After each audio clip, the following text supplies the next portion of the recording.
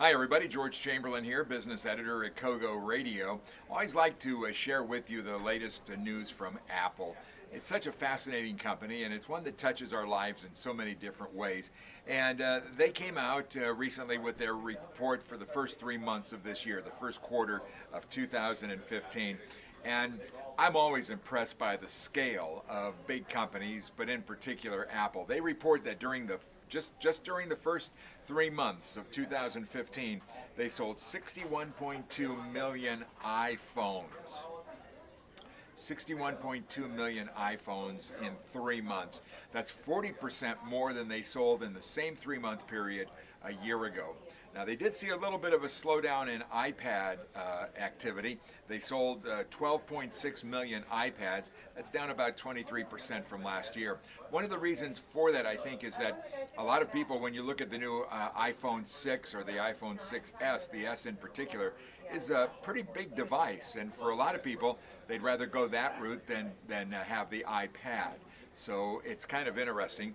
CEO Tim Cook at Apple said that he was personally surprised how many customers decided to make the switch from other smartphones over to the Apple iPhone.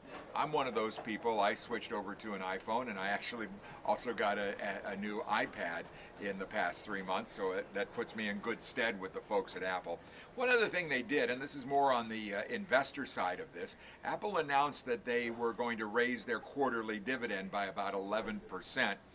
Now, Apple this year will pay out to its shareholders in dividends $12.1 billion. That makes them the biggest dividend generator on Wall Street, about $500 million ahead of ExxonMobil, which had historically for a long time been the top dividend payer. So isn't it interesting? You have a technology company. Technology companies historically were looked on as growth investments. Now throw into the mix a big dividend.